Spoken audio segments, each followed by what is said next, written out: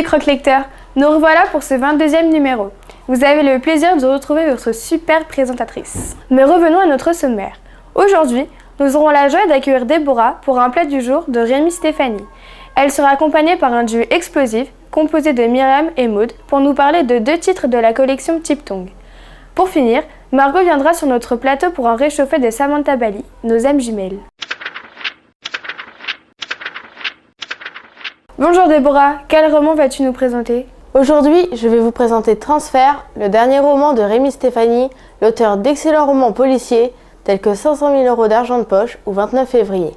Ce roman est paru aux éditions Syros. Rémi Stéphanie est déjà passé sur notre plateau pour une interview dans une précédente émission, celle du 7 mars 2014. Quel est son résumé ? Victor est un étudiant surdoué, plus intellectuel que sportif. Pourtant, pour son anniversaire, son père décide de lui offrir un saut en parachute. Son parachute refuse alors de s'ouvrir et il s'écrase au sol, tombant vers une mort certaine. Il se réveille dans un lit d'hôpital, miraculé mais amnésique. Sauf qu'il n'est pas dans son corps, mais dans celui d'un autre. Sans reconnaître sa famille ni ses amis, il doit alors recommencer sa vie et devenir Valentin. Il fait la rencontre d'Emilien, un as de l'informatique atteint d'une insuffisance respiratoire et de problèmes de reins, qui l'aide dans cette dure tâche. Valentin est un glandeur qui n'en a rien à faire des cours. Tandis que sa famille est connue pour abriter des génies, lui semble être à la ramasse. Mais un jour, alors qu'il part à l'école en retard, une voiture le renverse brutalement. Lui aussi se retrouve dans un lit d'hôpital, avec près de lui une famille qu'il ne reconnaît pas, et eux non plus ne le reconnaissent plus. En réalité, Victor est devenu Valentin, et Valentin, Victor. Les 2 garçons doivent alors reconstruire leur vie en repartant de rien, et se réadapter à un monde qui leur est désormais étranger, alors qu'ils ne reconnaissent même plus leur famille et leurs amis. Leur parcours sera alors semé d'embûches. Au fur et à mesure du temps, Victor et Valentin vont se récréer une histoire et finir par se croiser sans se reconnaître. Victor, désormais Valentin, devient un médecin neurologue, tandis que le nouveau Victor s'engage dans l'armée, part en Afrique et trouve l'amour. Alors qu'un détective privé tente de retrouver ce dernier, disparu, les 2 hommes, à présent adultes, vont finir par se recroiser par hasard lors d'une mission. Se reconnaîtront-ils ? Réussiront-ils à vivre en sachant qu'ils sont en réalité une autre personne ? Et ce livre t'a-t-il intéressé ? J'ai vraiment beaucoup aimé le roman Transfert de Rémi Stéphanie. Sa couverture m'a attirée car elle présente Victor et Valentin, l'un superposé à l'autre. Elle m'a intriguée et m'a donné envie de lire le livre. Pour commencer, j'ai apprécié Transfert pour son genre, le fantastique. En effet, ce livre aborde la vie de 2 personnages, Victor et Valentin, ayant mystérieusement échangé leurs corps respectifs. On ne sait rien de ce qui a entraîné cette inversion dans leur esprit. On suit donc ces 2 personnages perdus dans des familles auxquelles ils vont devoir s'adapter. Alors qu'ils auraient dû mourir tous les 2, ils se voient donner une nouvelle chance dans ce transfert de leur personnalité. Ensuite, les thèmes, le handicap et la relation avec la famille m'ont intéressé. Effectivement, Victor et Valentin se relèvent difficilement après leur accident. Ils sont atteints physiquement comme mentalement du fait de leur amnésie. Leur personnalité aussi a changé car ils repartent de leur vie à zéro, avec très peu de soutien. Leurs familles ne savent pas qu'ils ne sont plus les mêmes personnes, donc ils ne les reconnaissent pas et s'éloignent peu à peu d'eux, ce qui n'aide pas les jeunes hommes à retrouver une vie normale. Le thème de la guerre est également un peu abordé, car Victor et Valentin partent en Afrique, l'un pour soigner des gens et l'autre pour piloter des hélicoptères avec l'armée. Enfin, j'ai adoré les personnages, surtout Victor et Valentin. En effet, ils sont courageux car ils arrivent à revivre, bien qu'avec difficulté, normalement. Ils partent en Afrique pour fuir leur ancienne vie. Le personnage d'Emilien m'a également plu, car il garde sa bonne humeur jusqu'au bout malgré ses maladies et son état de santé dégradé. Il fait tout ce qu'il peut pour aider Victor, devenu Valentin, à comprendre ce qui lui est arrivé. C'est un personnage drôle et attachant. Pour conclure, j'ai adoré Transfert de Rémi Stéphanie pour son genre, ses thèmes et enfin pour ses personnages. Ce titre est une très belle surprise à découvrir d'urgence. Maud, peux-tu nous présenter les 2 romans dont vous allez parler avec Myriam ? Hello tout le monde! Aujourd'hui, Myriam et moi revenons pour de nouvelles chroniques sur la collection Tiptong des éditions Syros. Myriam va présenter Florimond à la recherche du Oxford Treasure, signé par Yves Grevet, un auteur habitué du croque-lecture que nous avons toujours plaisir à interviewer. Ensuite, je vous présenterai Qui a vu le Phantom of the Opera, un livre écrit par Karina Rosenfeld, une autre auteure que nous apprécions beaucoup pour ses séries du genre fantastique ou de science-fiction. Myriam, quelle est l'histoire du roman intitulé Florimond à la recherche du Oxford Treasure ? Florimond est un jeune garçon qui va faire un voyage linguistique en Angleterre, plus précisément à Oxford. Il n'est pas très convaincu et surtout très stressé car il ne sait pas parler anglais. Et d'ailleurs, il déteste cette langue. La seule phrase qu'il sache dire étant « I hate English ». Pendant le trajet, il fait la rencontre d'un Russe, Yuri, qui lui parle d'un étrange trésor se trouvant peut-être à la célèbre université d'Oxford. Au cours de jeux et de loisirs, il découvre la langue de Shakespeare qu'ils comprennent de mieux en mieux. Lors d'une nuit blanche, Florimond, accompagné de Yuri, effectue des explorations pour retrouver le trésor. Ils font la rencontre d'un Anglais qui travaille dans les cuisines de l'université, qui les aide dans leur recherche. Trouveront-ils des indices qui les mèneront jusqu'au magot espéré? Mais que cache réellement le trésor? Maud, de quoi parle le roman Qui a vu les fantômes à The Opera? Gabriel est un jeune garçon qui part en Australie rendre visite à la sœur de sa mère. Il va donc rencontrer pour la première fois sa cousine Émilie. Le soir de leur arrivée, afin de laisser les deux sœurs se retrouver, le père d'Émilie, cette dernière et Gabriel, vont sur le lieu de travail du père d'Émilie, qui n'est autre que le célèbre opéra de Sydney. Lors de la visite, Gabriel et sa cousine voient un homme seul sur la scène. Émilie lui explique que l'homme ressemble à un aborigène, les premiers habitants de l'Australie. Cet homme tape la scène de sa canne, comme s'il cherchait quelque chose. Peu de temps après, ils entendent du bruit derrière eux, se retournent et découvrent un fantôme avec un crâne sous le bras. Ce mystérieux fantôme va leur faire une requête, le débarrasser de ce crâne. Mais qui est-il vraiment? Pourquoi a-t-il un crâne sous le bras? Que cherchait l'aborigène? Quelle est votre opinion sur cette collection? Nous avons particulièrement apprécié ces deux petits livres bilingues. Premièrement, je trouve cette nouvelle collection Tiptongue particulièrement intéressante car Syros nous offre des histoires simples à comprendre et ludiques qui nous initient dès le plus jeune âge à l'anglais. L'histoire de Florimond correspond à des enfants qui n'ont aucune notion d'anglais et qui veulent faire leur premier pas dans cette langue. Le passage du français vers l'anglais se fait discrètement. L'anglais est une langue dans laquelle il est primordial de savoir se débrouiller et ces petits livres en sont un parfait exemple. La collection se développe petit à petit, aussi en proposant des titres en allemand ou en espagnol. Ensuite, l'intrigue se fait petit à petit. Dans le titre de Carina Rosenfeld, on se doute du lien entre l'aborigène et le crâne, mais pas que ce crâne soit aussi important. L'histoire est directe et ne fait pas de détours inutiles. Gabriel et sa cousine vont mener une enquête plutôt rigolote pour sauver ce fantôme de sa malheureuse malédiction. De plus, les personnages principaux prennent cette histoire vraiment à cœur et veulent vraiment aider ce fantôme. Ils veulent garder cette histoire entre eux, ce qui est compréhensible. Qui voudrait croire une telle histoire? Un fantôme vivant dans l'opéra de Sydney révèle du fantastique. C'est grâce à cette histoire qu'un lien spécial se crée entre Gabriel et sa cousine. Il ne comprend pas très bien l'anglais, mais sa cousine se débrouille pour lui faire comprendre le plus possible.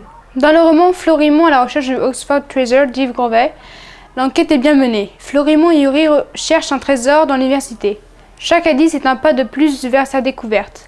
L'amitié entre les deux garçons se construit de jour en jour durant leur quête. Le niveau d'anglais de Yuri et de Florimond n'est pas très grand. Comme ils le disent si bien, ils détestent l'anglais. Mais pour comprendre les indices laissés, ils vont devoir s'intéresser aux activités de leur voyage. Ils peuvent aussi compter sur leur ami anglais, le cuisinier qui les retrouve le soir. Comme les héros, le lecteur découvre peu à peu cette langue sans avoir l'impression d'apprendre réellement. Enfin, le personnage de Florimond m'a paru très sympathique. D'abord, il semble mécontent de son voyage, mais change très vite d'avis grâce à sa rencontre avec Yuri. Il montre durant l'enquête qu'il est débrouillard et intelligent. Pour finir, ces deux titres de la collection Tiptongue réussissent parfaitement leur pari. Faire découvrir l'anglais grâce à un petit roman simple, mais pas simpliste, passant du français vers l'anglais. Coucou Margot, te revoilà aujourd'hui pour un réchauffé de Samantha Bally. Aujourd'hui, je vais vous présenter un réchauffé de Nos âmes jumelles, premier tome d'une série de Samantha Bailey. Ce roman a été un véritable coup de cœur pour moi. Samantha Bailey a déjà écrit de nombreux romans à succès comme Pile ou Face ou bien Ce qui nous lie. Nous l'avons interviewée à de nombreuses reprises, notamment pour ses albums chez Nobi Nobi. Peux-tu nous en dire un peu plus sur Nos âmes jumelles? Sonia, une jeune fille de 16 ans, prépare sa rentrée en première L. Elle veut devenir écrivain. Elle se rend sur le site web d'une fanzine Tram. Elle est amusée par les portraits des membres. Elle finit par se créer un avatar qu'elle surnomme Yuna. Le lendemain, elle se réveille, se prépare et finit sa valise. Mais elle se rend compte que son père, qui est censé l'emmener au lycée, plus exactement à l'internat, n'est pas encore réveillé alors qu'ils doivent partir dans quelques minutes. Sonia est en panique, elle ne peut pas arriver en retard, pas le premier jour. Sonia a décidé d'aller en internat car chez elle, il n'y a aucune règle. Chaque membre de la famille mange à l'heure qu'il souhaite. L'internat est donc un échappatoire pour elle. Sur la route pour l'internat, elle envoie un message à son meilleur ami, Mathieu, pour le retrouver en arrivant. Sonia est légèrement en retard, mais rien de grave. Elle rejoint sa nouvelle classe avec comme professeur principal Monsieur Brodin. Ils ne sont que 12 à composer avec un seul garçon, Quentin, qui vient s'asseoir à côté d'elle. Lou, alias Tiama sur le web, finit une illustration quand elle reçoit un message d'un membre de Tram, Enu. Il parle alors de la nouvelle qui a déposé un poème sur le forum. Elle rejoint sa mère pour le déjeuner. Celle-ci lui rappelle de prendre ses cachets contre la dépression. En effet, son père les a quittés il y a 3 mois, ce qu'elle a du mal à accepter. Personne ne s'intéresse vraiment à elle, elle ne se trouve pas jolie. Pourtant, Enu, qu'il ne l'a jamais vue, fait battre son cœur. Pour découvrir comment ces 2 jeunes filles vont finir par se rencontrer et devenir les meilleures amies, lisez la suite de ce premier tome. Comment l'as-tu trouvé? Le roman Nos âmes jumelles de Samantha Bailey a vraiment été un coup de cœur pour moi. Je l'ai adoré, il fait partie de mes livres préférés sans aucun doute. Tout d'abord, ce roman tranche de vie est construit sur une durée d'1 année. On découvre pour chaque mois un chapitre des 2 héroïnes en alternance. On les voit peu à peu évoluer. Leur amitié se construit pas à pas. C'est certainement l'idée qui rend ce roman aussi accrocheur. Ensuite, ce titre aborde des thèmes qui parleront aux adolescents. Ainsi, la question de l'homosexualité est présentée très justement avec le personnage de Mathieu, le meilleur ami de Sonia. Comme tous les autres lycéens, il cherche avant tout un amoureux. Il n'ose pas parler de ce sujet à ses parents. Sa préférence entraîne aussi des accrochages au lycée. Heureusement, il est soutenu par Sonia dans ces moments-là. La création artistique est un autre thème central du roman. D'un côté, Sonia veut devenir écrivain mais a peur de se confronter au regard des autres. De l'autre, Lou est une formidable dessinatrice qui ne croit pas en son talent. Enfin, ce qui fait que j'ai vraiment accroché, ce sont surtout les 2 personnages principaux qui sont tous passionnants. Le duo décrit par l'auteur est remarquable. On imagine très facilement cette histoire d'amitié qui se construit à partir d'une rencontre sur le site web. Tram. Leurs situations familiales sont très différentes. Sonia ne supporte plus le désordre dans sa maison, causé par le travail de sa mère qui élève des chats persans. L'internat était pour elle un lieu de construction, contrairement à ses parents qui lui laissent une grande liberté. Au contraire, Lou est très réservée et timide. Elle se fait énormément embêter par les autres filles de sa classe. Ses parents sont divorcés et elle ne voit donc presque pas son père. Elle veut peu à peu se rapprocher autour d'un projet. En définitive, j'ai vraiment adoré le roman de Samantha Bailey. D'ailleurs, dès que vous en aurez fini la lecture, je vous conseille très vivement la suite intitulée Nos âmes rebelles, qui est aussi bien que le premier tome. Ça y est, c'est la fin de notre émission. Mais rendez-vous dès la semaine prochaine avec Maude, qui vous présentera un nouveau numéro de Croque Lecture. En attendant, suivez-nous sur Facebook et sur YouTube. Et surtout, n'hésitez pas à nous dire ce que vous avez pensé des romans présentés cette semaine. A plus!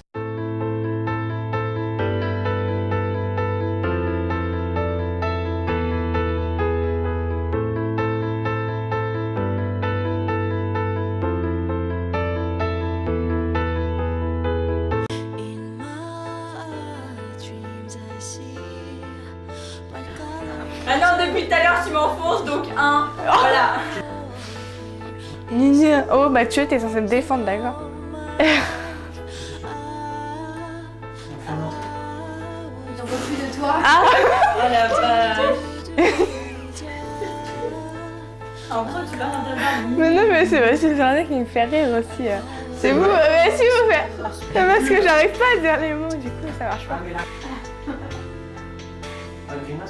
Ah non. Fini une minute.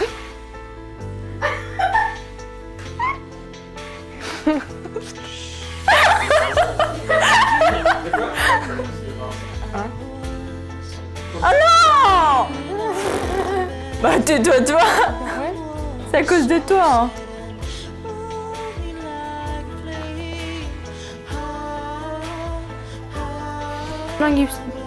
Linguistique. Mais que je te... La dernière question.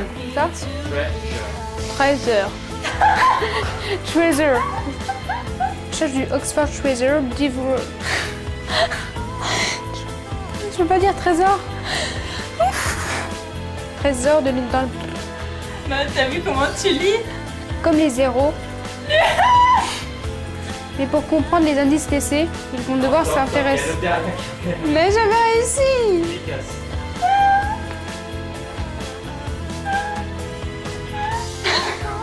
Comme les zéros.